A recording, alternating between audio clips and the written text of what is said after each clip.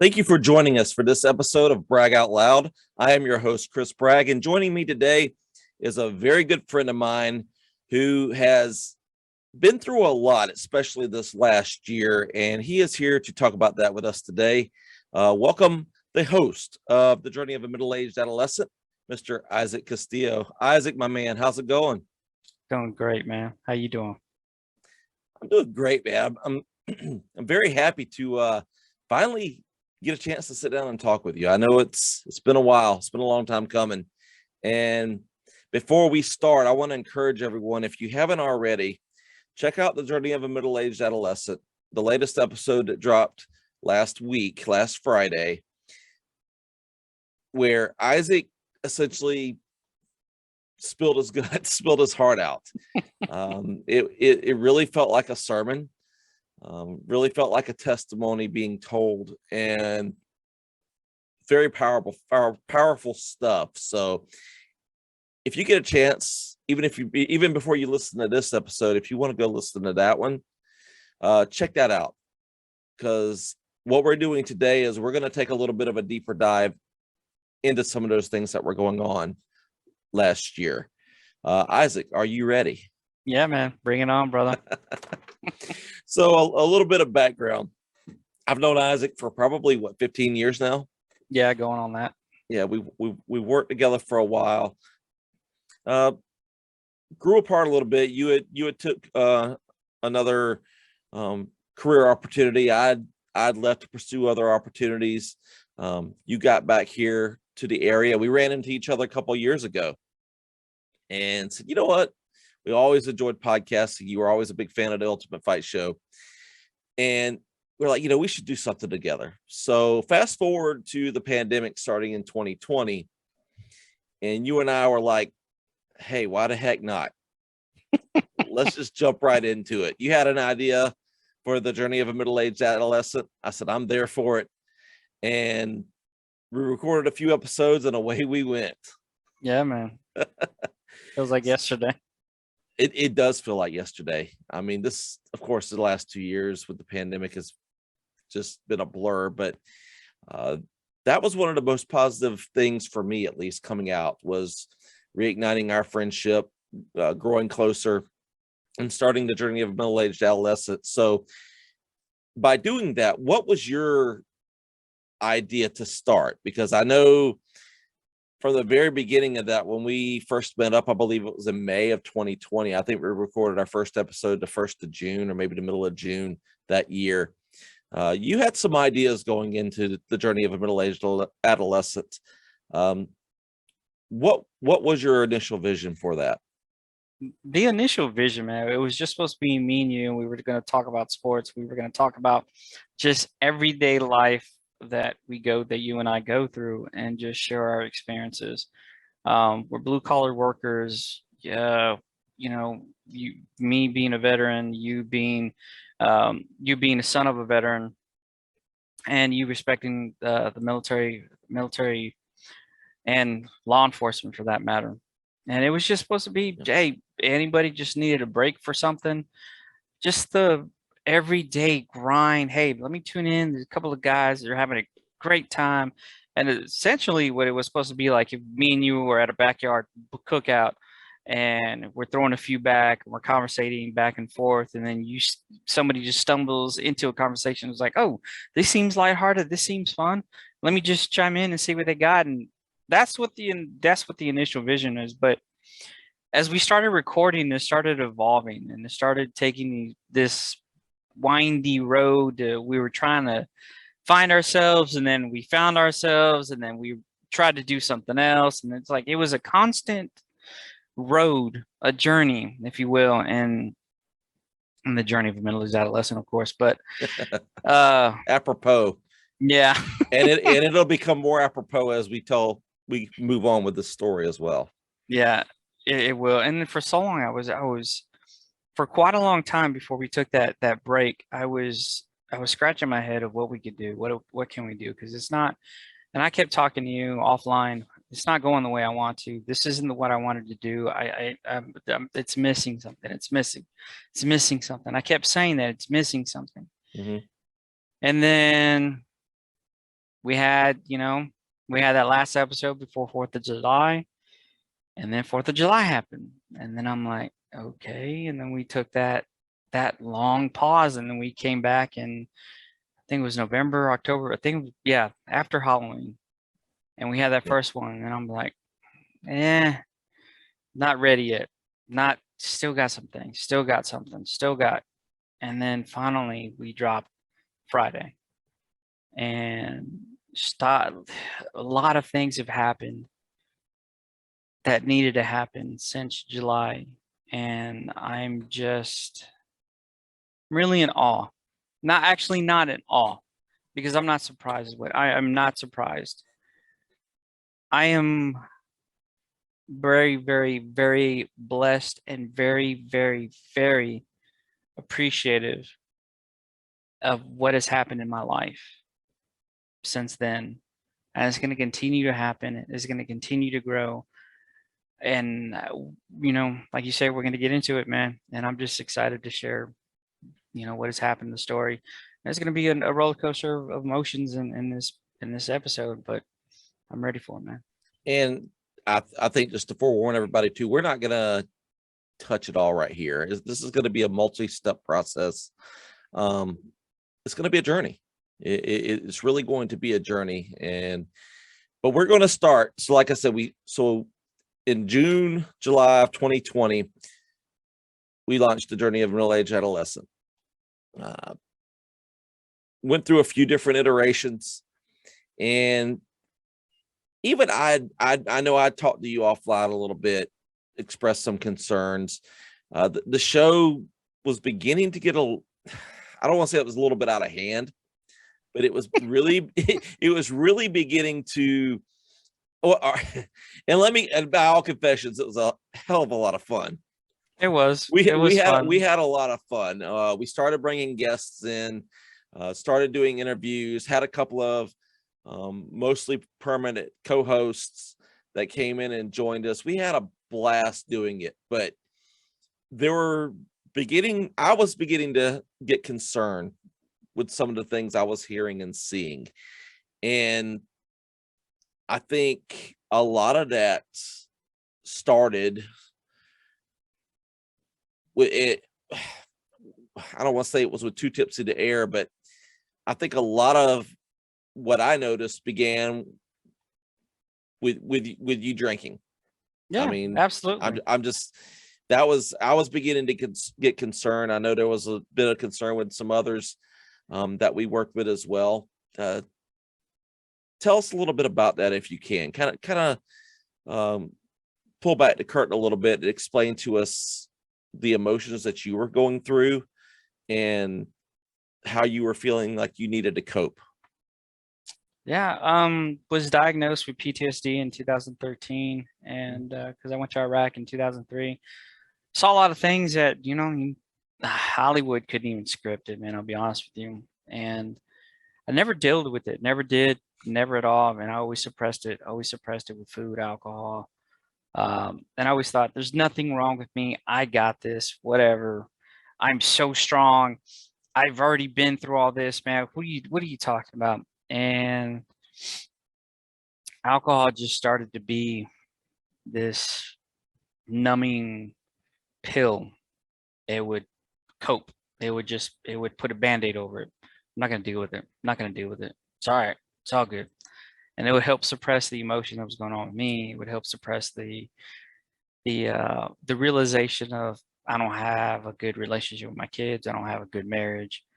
I'm a failure. I have all these jobs, or I've had all these different jobs. I'm not living where I want to live. I'm not doing what I want to do. My body hurts. I'm not driving what I want to drive. All these different things just compiled, and I'd be like, I'm just gonna drink. I'm gonna get drunk, and I don't want to hear about it. I don't want to know about it. I'm just whatever. I'm gonna do me. And so that's where all that came from, man. It was just it was a lot to process, and I didn't want to deal with it. I didn't at all. I didn't want to face it, because it was a realization that I was a failure. I was failing. And I know everybody's ego gets to them. Everybody's ego gets to them. And they don't want to hear the truth, or they don't want to see the truth that's staring them right in the face unless it's time. And either two things are going to happen. You lose everything, or you gain a lot when you decide what's going to happen. And here's the thing. It's not even, something's going to happen that's going to make you decide. And that's all I got to say. And so from somebody who didn't see you on a daily basis, who didn't live with you on a daily basis, I mean, most of our communication became via, text or chat. And then obviously we got online and we recorded our shows, and we had some pretty good discussions when we did that. But tell us about when you started to realize, you know what, I'm compensating here. I'm drinking to mask this. Where did the realization come to you? I would have to say it was probably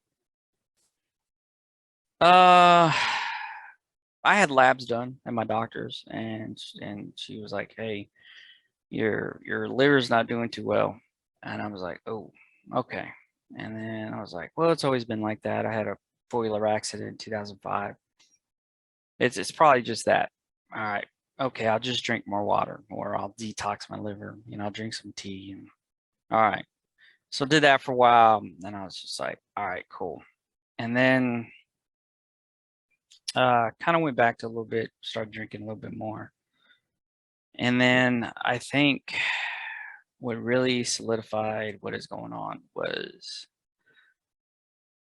on the plane ride back from Colorado. I was just sitting down. We were like in the last hour of the flight. And that was a family vacation over, Yeah. I think, 4th of July break, correct? Of 2021. 2021. Yep. Okay. And all of a sudden I get a notification on my iPhone or my iWatch. Increased heart rate. And I was like, what? And then finally I looked and I felt my arms and my limbs go tingling. And then I started feeling my heartbeat. And it was getting up to 182. And I'm like, okay, I'm just sitting down. What is going on? Something's going on. And it freaked me out. It freaked me out. And I was like, all right. So we got home, and this is a Friday. And no, this is a Thursday night. The next morning, I had another episode. And I'm like, oh, what in the heck is going on? Wife took me to the ER. They did a CT scan. Like, everything's fine. You're fine. Heart rate decreased. And here's the thing, I didn't eat. Like, I noticed my body. Like, I noticed when I ate, my heart rate would increase. I didn't touch a lick of alcohol that weekend. Sunday came around, I had another one. I was like, okay, but it wasn't as bad. I'm like, okay, something's going on. And there was nothing that you realized was triggering it. It was just out of the blue. You weren't getting angry, upset, nervous about anything beforehand. No, nothing at all. I had normal blood pressure, and I was like, what is this? And then Tuesday at work, went to lunch and had one after. I'm like, had another episode. And I was noticing my heart rate was 180, 200. And I was just like, this is abnormal. Yeah, something's going on. Right. And right. And I had touched alcohol at all. And I went to a cardiologist.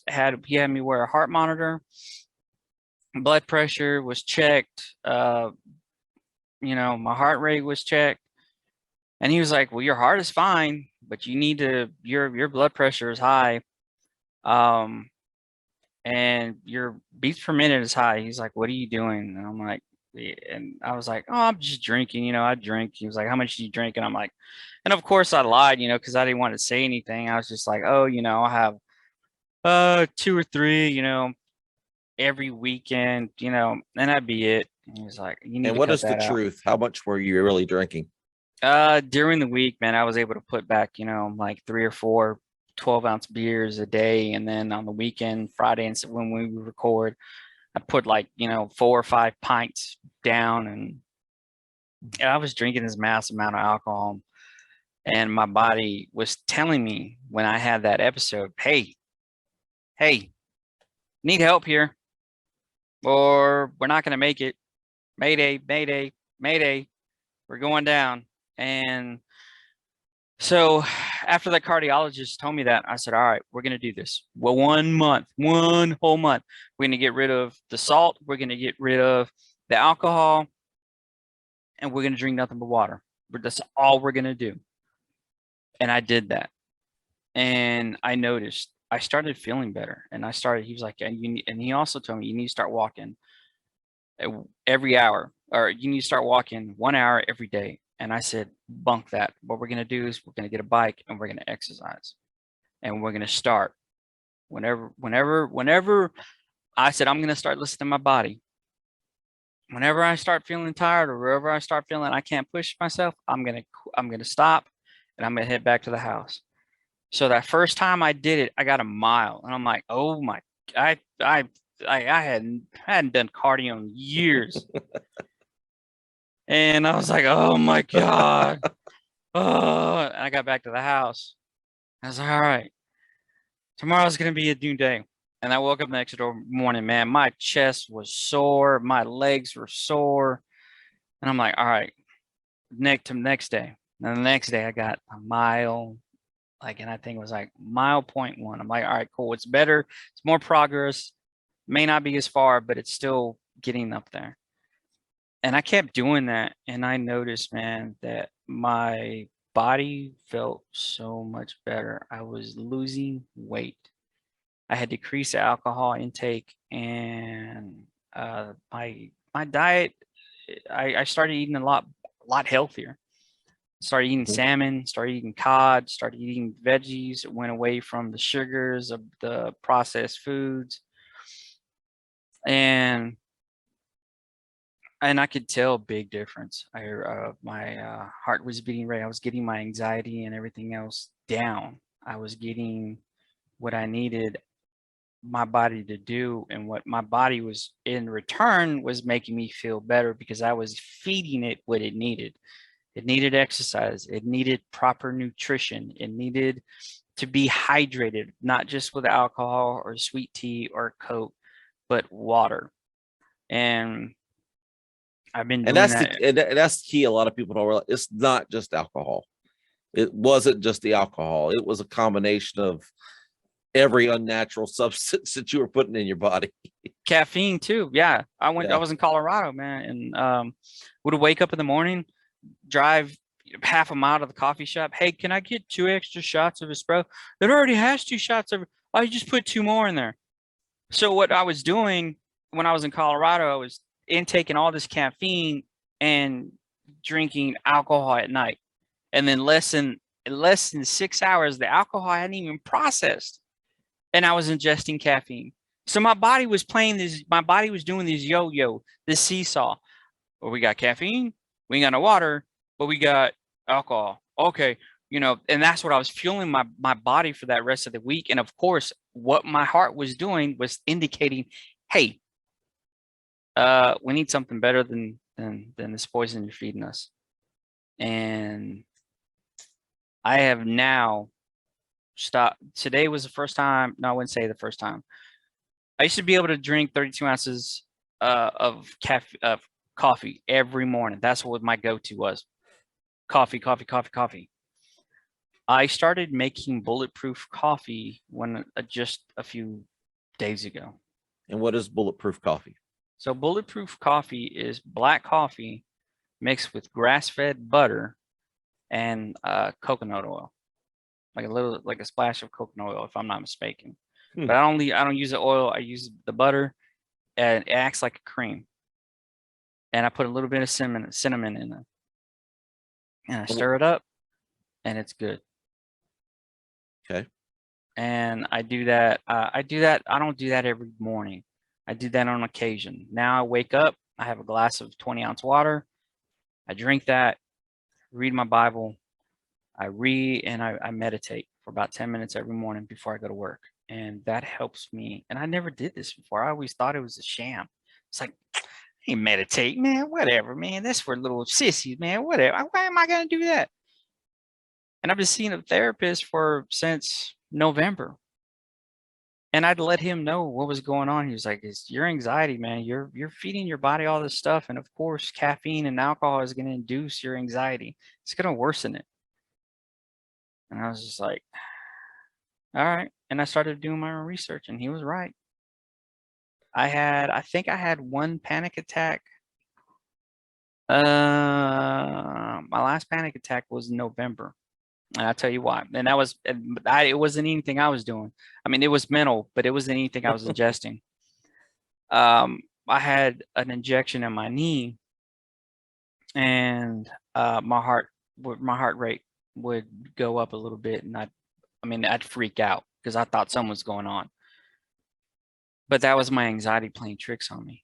So now, So just a little increase was triggering a overreaction basically from your body. Yeah, and that was because of the trauma from my panic attacks.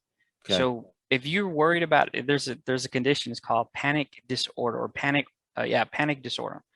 And what you're worried about is you're worried about having another panic attack. So you're spiking your anxiety.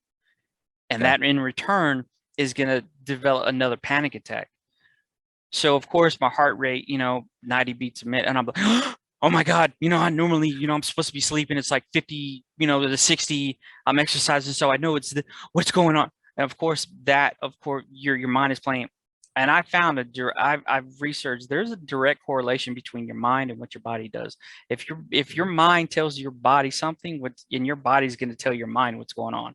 And of course, your mind is going to send signals to your body, hey, let's fight or flight. Let's get this done. Even though there's no danger.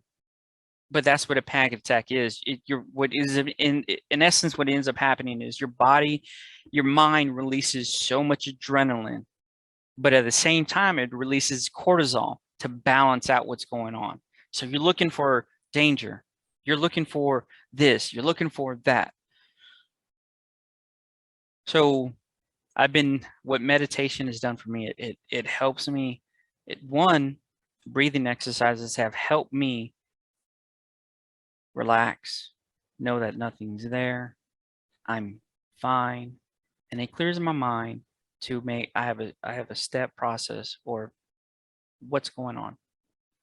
All right. If my heart rate may increase a little bit if I walk into a crowded store, that's part of anxiety. Hey, there's nothing wrong with that. You're gonna have it. All right. We got the tools. We got the tools to help straighten it out.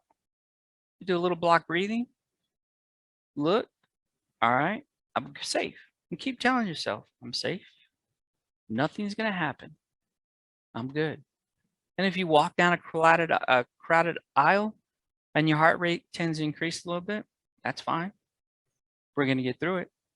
And that if you do a panic attack does happen, just got to tell yourself, calm yourself, stay in the moment. We're okay. We're gonna get through it.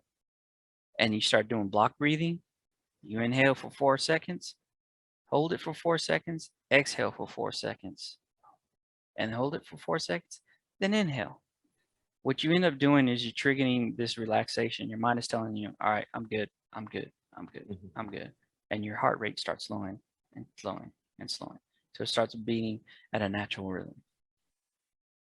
Now, before you started doing all this, before you started taking these steps to bettering your health and bettering your mental health as it is, what was going on in your mind? Where was your headspace at during during the excessive drinking, and then once you started having these panic attacks, where were you at mentally? I wasn't in a good place, man. I thought I was dying. I would freak out all the time, even for a little spike, or even if I'd go exercise and I'd come back and my heart rate would still be elevated. I'd be like, why is it elevated? It should be down. I'm not exercising anymore. Why is it up? Or, and I would freak myself out. And I would like, it was horrible, man. I was always on edge. And dude, you talk about on edge like every second of the day. I was always concerned about what my heart was doing, what my blood pressure is, what's it doing, where's it at? And of course, when you start, like I said before, what ends up happening is you trigger anxiety Mhm. because you're so worked up. Your body is so worked up. It's so used to being tense and stressed. So what ends up happening is if you look at how blood pressure is, your blood pressure, what ends up happening is your blood pressure, your veins start constricting because it's trying to force all this blood. It's trying to shoot all this blood because your anxiety is you're getting ready for that fight or flight. And it's not good for, and that's why a lot of people are when they say stress, you got to release your stress. You got to find something to reduce your stress. Is because what ends up happening, like I said, your veins start constricting, your blood pressure goes up, and that's how people have heart attacks. So the moment you start, I'm telling you, like it is so you. If you're not doing, if you're not meditating, you need to start doing it. If you're not taking steps to better your mental health and better your body, you guys need to start doing it. And I know from talking to you during this time, I think I personally feel, and I think you would agree, I think one of the things that got you through that time was the support of your beautiful wife and your children. Yeah. And one of the things that really struck me on the journey of a middle-aged adolescent when you were telling us about this whole ordeal was the effect that you now realize that it had on your family. Um, I know for me personally, not to your extent, but a couple of years ago when the pandemic hit, I had been laid off and I just kind of went through the year like, okay, it'll be all right. Things are going to be bouncing back. We're all good. Um, After the fact, my wife told me, she said, "You don't realize how stressful it was."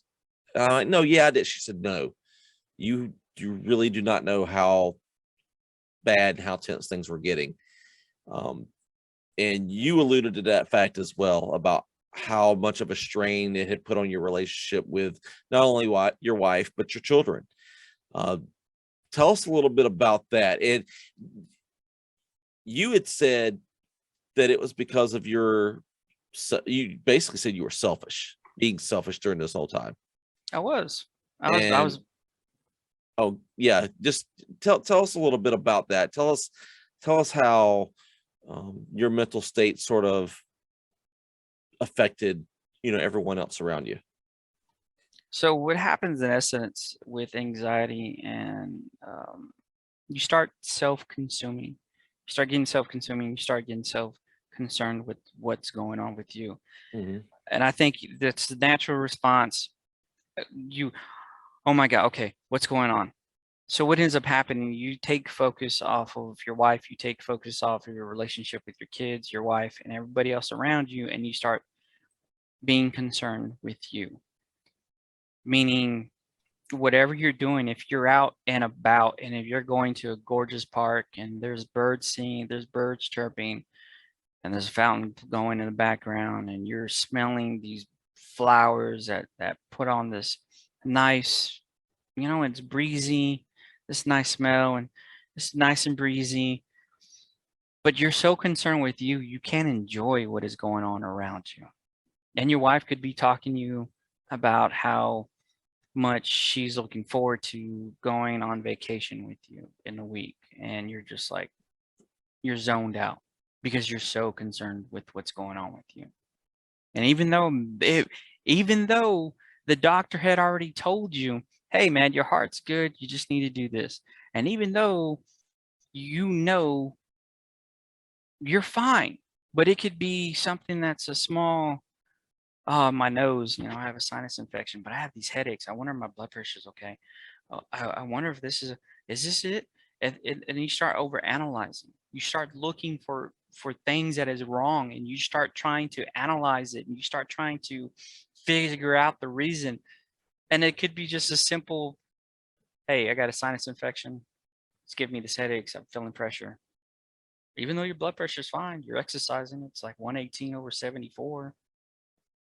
Like, and you know your heart rate, your resting heart rate is now down to like 52, 55 because you're exercising. Your heart rate rarely the only time it gets over 140 is if you're exercising. Whereas before, it'd get up to 140 because you're drinking too much caffeine and the night before you drank. So and that your mind is trying to, your mind, that goes back to your mind is telling your body something, your body's telling your mind something. There's a direct thing. So either you can decide your body's going to drive your mind, or your mind is going to drive your body. Which one do you want it to do? I'd rather have my mind drive my body and not the other way around. If that makes sense. No, absolutely. It absolutely does. And of course, comes the realization that, I'm really causing some issues here. And how did that get brought up, or how did you come to the realization that you were really, stirring up a hornet's nest within your life? I think it was, when we got back from Orlando.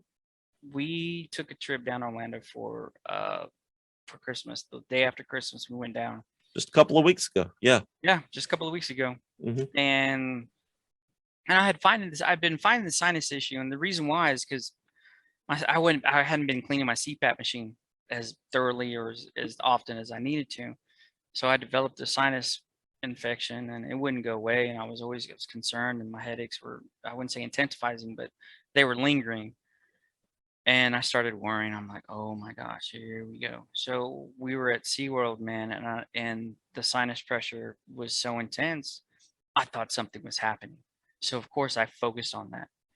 And you start doing that, you start feeling your heart rate increase, and you're doing block breathing, and your wife is like, what's wrong? Are you okay? And you're telling her, and she's telling you you're fine. I know my wife. If my wife thought I was going through an episode, she, at a drop of a hat, would take me to the emergency room to figure it out, right? That Mm-hmm. I think anybody's wife would do that. Anybody's wife who has good intentions would do that. Right. And she kept telling me, "You're fine, you're fine." And here I am, like a month later, almost a month later, I'm still kicking. And she was right. Like it was sinus. And it came to that point to where you start, and what ended up relieving the sinus pressure, and was a small bottle of Vicks Vapor Rub. My father-in-law carried around because he has sinus issues. Mm-hmm. He said, "Hey," and I said, "Hey, you still got that Vicks?" He was like, "Yeah." So we were at lunch. He passed it to me. I put it underneath my nose a little bit, rubbed it in. Within 15 minutes, the headache was gone. And I'm like, "Are you serious?" And we're having lunch like almost the last day before we leave. And I'm like, I was worried over this. And my wife kept telling me, "You're okay. You're fine."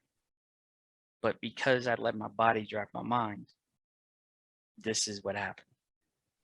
And I think at that point I said, I got to get a grip on this. I've been fine. I've been fine. I've made it through my episodes so far. I'm still kicking. I'm in the best shape I've been in years. I had lab results that came back fine. The only thing else I had was a high, not abnormally high, but slightly high white blood cells. But it was because of the sinus infection I had, and they had prescribed me antibiotics. Mm-hmm.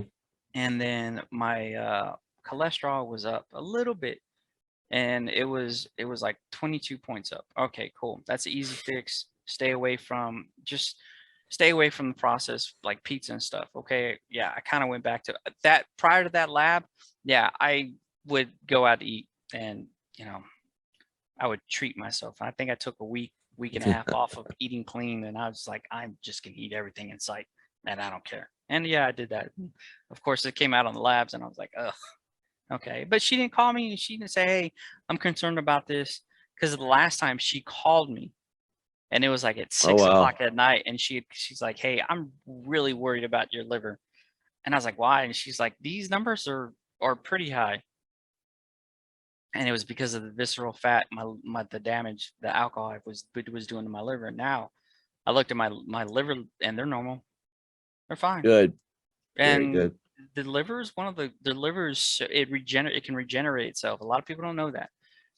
So Hmm. you can reverse a process, but it's when you decide you're going to reverse a process. And if you're listening, and you're drinking, telling you, I still have I still have a beer or two, but I have them spare. Dude, I got a 12 pack in the fridge right now, and I'm not attacking it because I know, I know, I know what's gonna happen.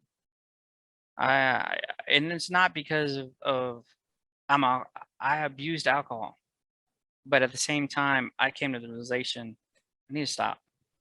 And Do you think you're an alcoholic?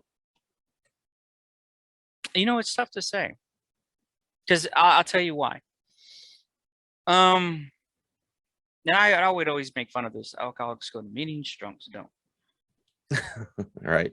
Yeah. Wouldn't say I have an addictive personality, but I'm able to stop when I want to.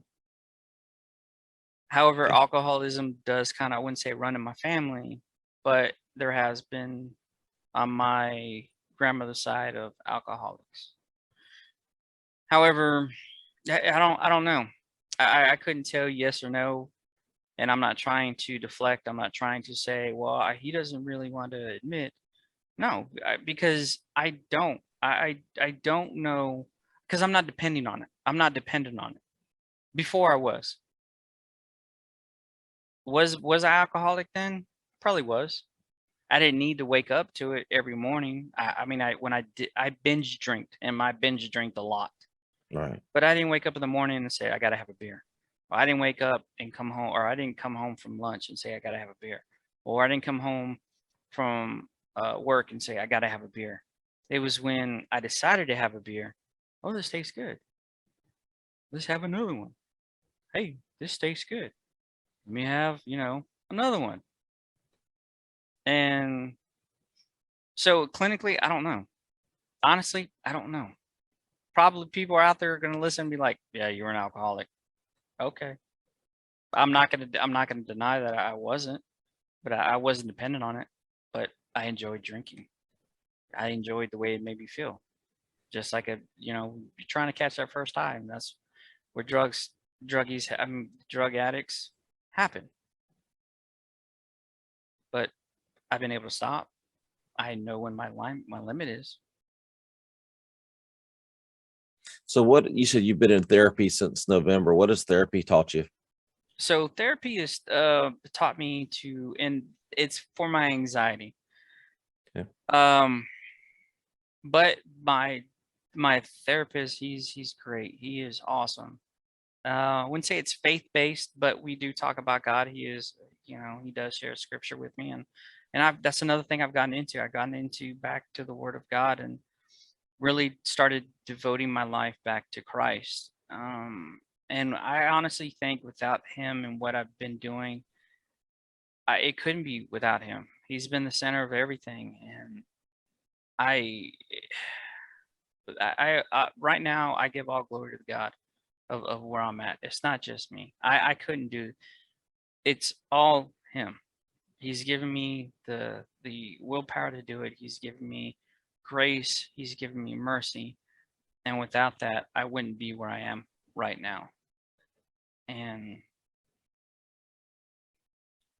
going back to the therapy, he's taught me how to block breathe, um, what to look for as far as what the body does when you start having panic attack, what your mind goes through when you start having panic attack, and there's identifying keys and to where he taught me how to look out for, and also told me you need to start meditating every morning. And he would ask me, he was like, "What was your schedule? What did you do in the morning?" And I said, "I'd get up at 4 o'clock in the morning, 4:15, bounce out of bed, rush to brush my teeth, put on deodorant, put my clothes on, and we'd be out the door." He's like, "Man, that's a lot in just a short amount of time." I said, he's like, "No wonder you're having anxiety. No, you're already anxious before you even know you're anxious." And I said, "What do you mean?" And that's when he said, he's like, "I need you to do me a favor."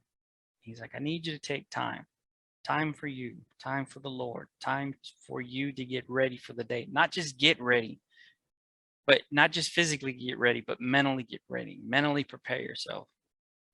Instead of rushing through the day, wake up, pray.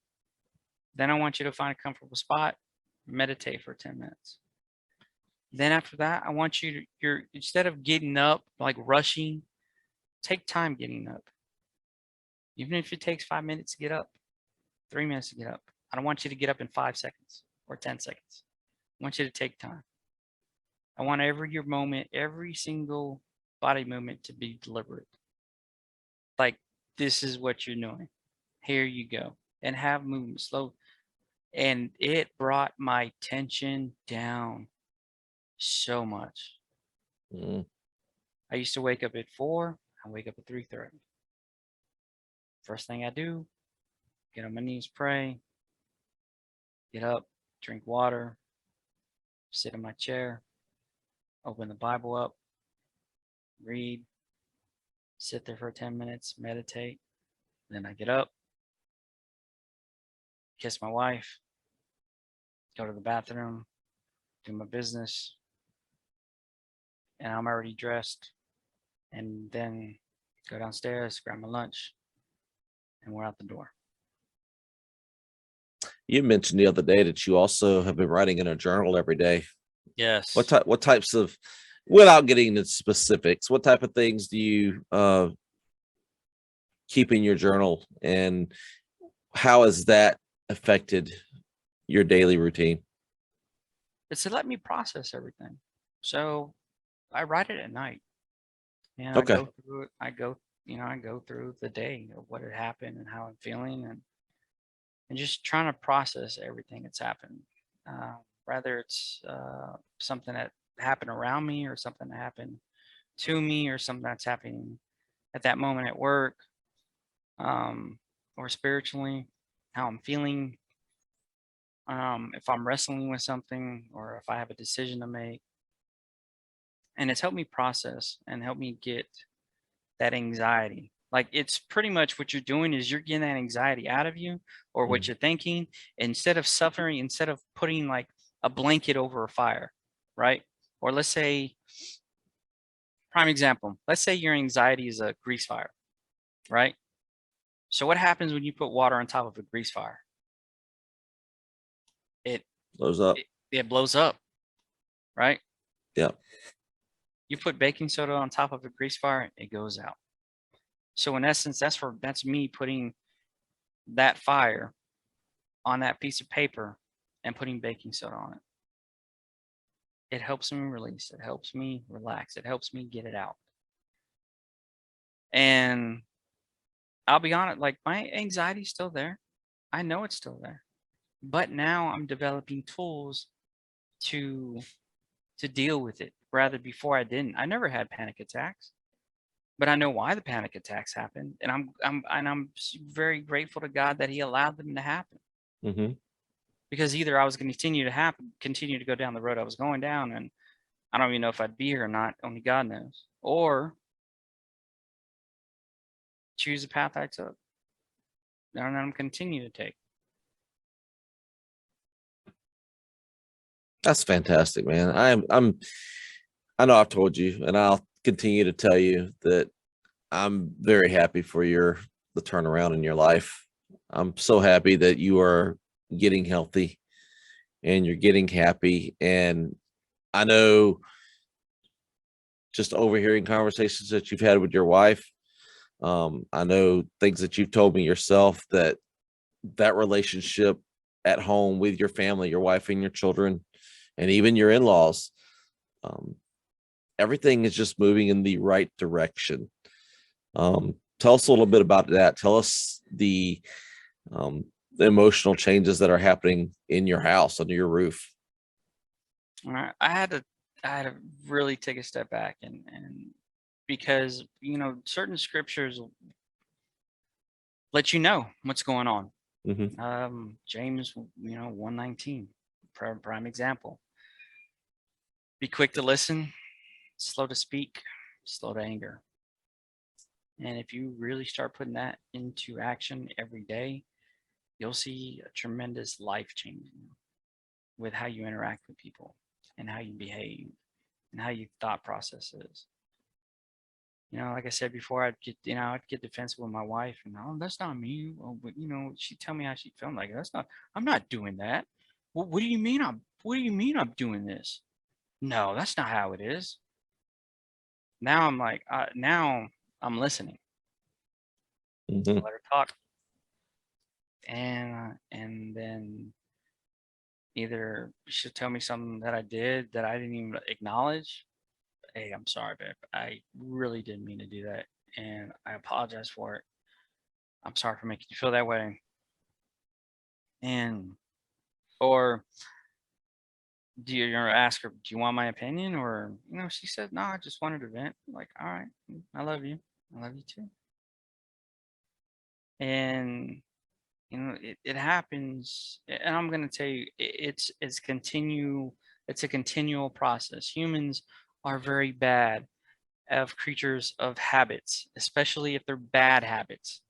Right. So and you got to do it over 1,000 times for it to be a habit. So here I am trying to break all these habits that I had, not only with my relationship with my wife, but relationship with my kids, relationship with my in-laws, to where, yeah, I'm making progress. However, there are times that I'll slip up and I'm like, why did I do that? Or I said that wrong, or I wasn't paying attention to what I was doing. And of course, you continue to make progress. So of course you're going to take 3 steps forward, but you're going to take 1 step back. And that's what happens. It's a process. It's a process in growth. That's why it's called growth. You're not going to grow overnight. It's going to be a journey. It's a marathon. It's not a sprint. Yep. And God is going to finish this, and God's going to call me home whenever he calls me. But in the meantime, I'm going to do his work here on earth. I'm going to find my purpose. I'm going to continue to find my purpose here on earth, because I believe God has given us a job, every single one of us, and we got to fulfill that job, and we got to ask him for guidance. What do you God has allowed things to happen in my life, and I firmly believe he was trying to get my attention.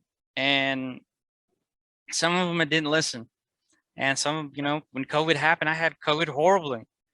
And all right, God, please, let me get through this. I appreciate, all right, he got me through it. All right, cool.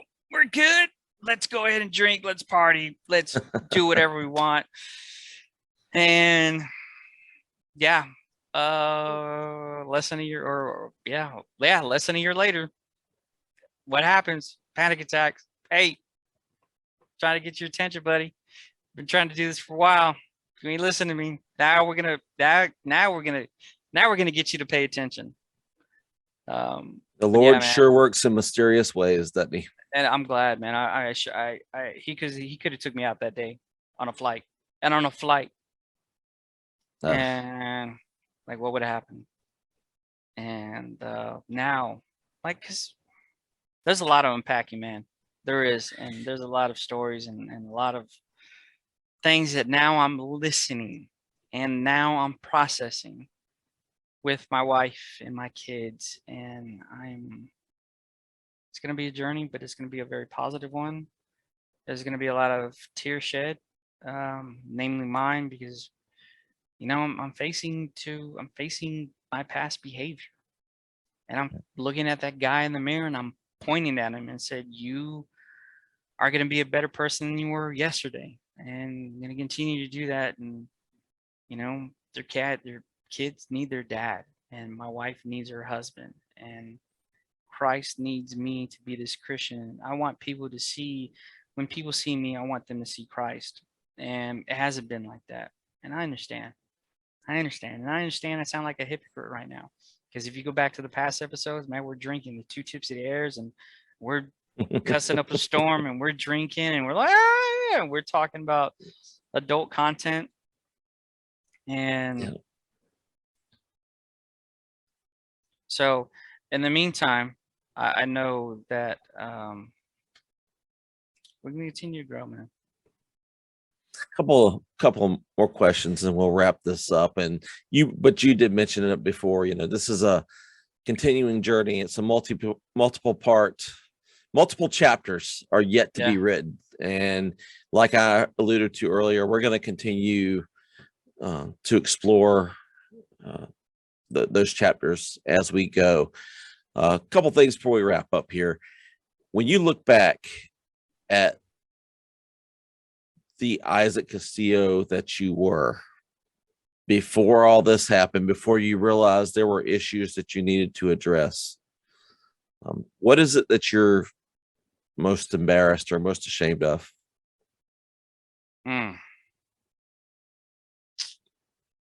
Getting arguments with my wife and cussing at her, making her feel like she wasn't worthy enough to be with me, and making her feel like she wasn't enough.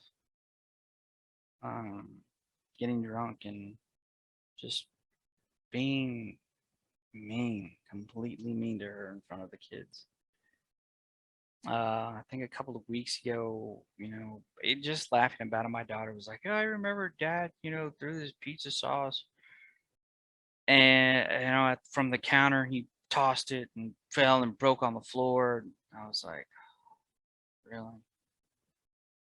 And I just want to hang my head sometimes, and I'm like, "God, man, what are you showing? What did you show these boys, man?"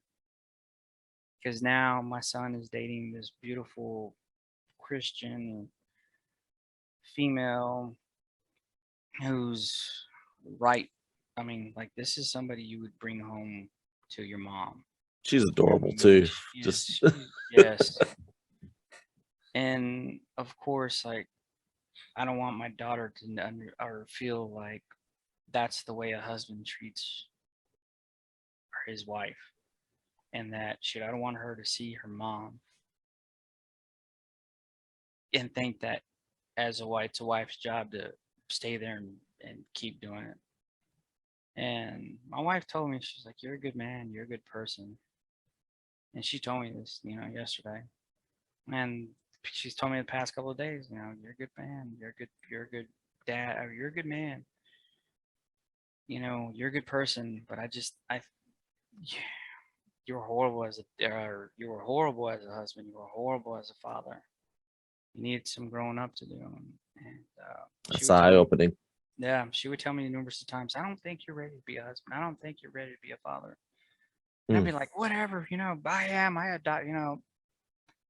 Looking back, man, like, you're shaking your head, and if I had to write a letter, and if I had to write a letter right now, and 10 years down the road, open it, I would like to see the road and the journey, and it's going to end up happening happily. I have faith it is. But if I could write that letter, man, it would mean so much to me 10 years from now. And then, of course, I'd write another one. So my future self would be like, "Dude, you came this far, man. In 20 years, this is what happened. And this is what your kids are doing because they see what Christ has done for you, what God has done for you in your life, and God has done for us in our life." And God has blessed me so many times throughout my life. And I didn't pay attention. I didn't pay attention to it all. I didn't give him any glory. I didn't give him any praise. Like, "Oh, thanks, God, appreciate it." And that's it. It's a nonchalant, like, hey, morning, Sam, morning, Frank," like that. No, man. God needs a relationship with his children. God needs that obedience from you. God is very loving. God is very kind. God will always be there for you whenever you call on him. But it's not going to be when you, and I've found this out, and I'm so glad. God is going to make you wait because he needs you to understand there's a reason why you're going through. And there is a reason why I went through what I went through in June, July, and August, and September, and October, and November, even when recorded. There's still a process. Yep. Now I understand. I would beg and I would cry on my Lord, why is this happening? Why is this going on? Why? And now I know. And I am so glad and I'm so happy that he's delivered me from what was happening. God has started this journey, and God is going to finish something, and it's going to be beautiful. It's going to be magnificent. It's going to be powerful. And it's not all me. I give glory to Christ. I give glory to the power of God for making this happen. One more question real before we go, and it's a two-parter. If you were gifted a DeLorean and you could go back in time, at what point in time would you go back to yourself? And in one sentence, what would you tell yourself?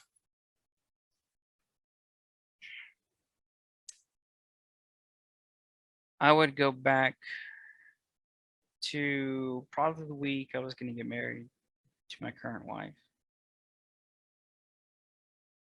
And I would tell myself one sentence. One sentence. They can be a long run-on sentence if it needs to be, but I want to start with a capital, proper capital, and a period. And he would know. It's going to be a journey. I hope you're ready. That's it. And might have been puzzled, but I think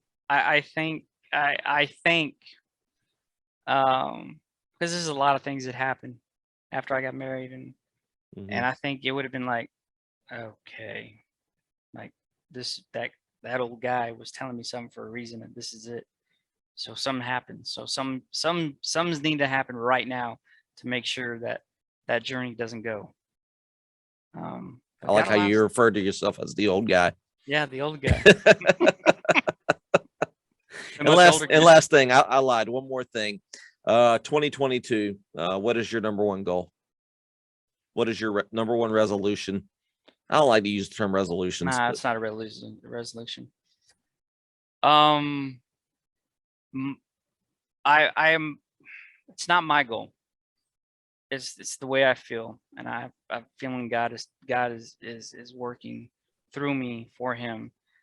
I want people to know that you can count on God, even if you don't feel like you can. You can come to him. He's there for you. He's going to be there for you. You got to have faith.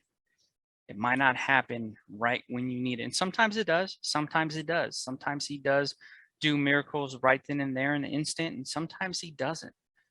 God's timing is perfect.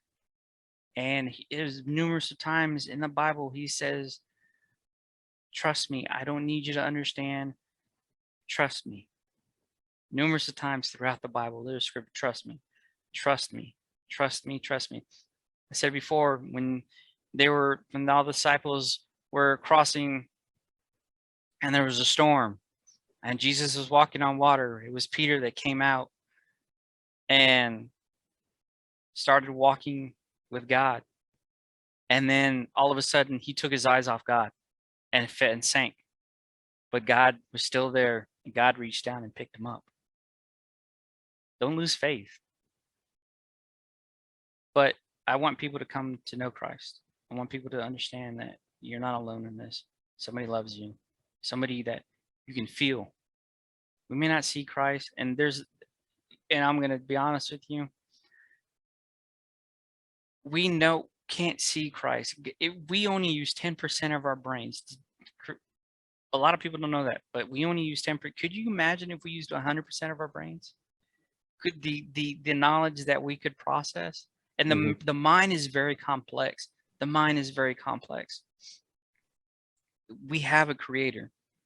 If you think about our bodies and break it down to the cellular molecules buildup, like you can't fathom what is going. We have a creator. How could you deny that we do not? How could you deny? And I understand there's going to be so many scientists who be like, oh, well, this has happened, this has happened, but there's so many concrete proof that it's happened.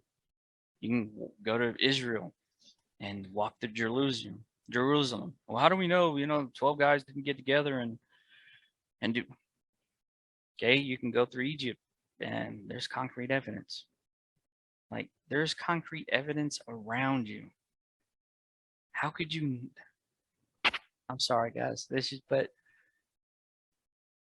yeah, I just want people to come to know Christ. That is my end goal. That's what I want. There's definitely a lot to unpack there, and we will reconvene and revisit as your journey goes along. Isaac, thank you so much for first of all, thank you so much for being, my friend. Thank you so much for allowing me to be a part of your journey. No, man, thank you. Through this. Thank you so much for being open and honest with us. And man, as I said, I'm proud of you, and I look forward to seeing where you go from here. Man, I'm excited about it. I really am. There's going to be some great things that happen in 2022, and God's going to be walking us through it. And as we mentioned earlier, The Journey of a Middle-Aged Adolescent is the podcast that Isaac hosts, and I'm a co-host as well. Make sure you like, subscribe, and follow on all the social media outlets and on your favorite podcast platforms and even YouTube. And for myself, Chris Bragg, and the entire crew at Bragg Out Loud, Isaac, once again, thank you so much. Thank you. I've really enjoyed this. Look forward to talking to you again soon. I appreciate it, man. Much love. God bless, guys.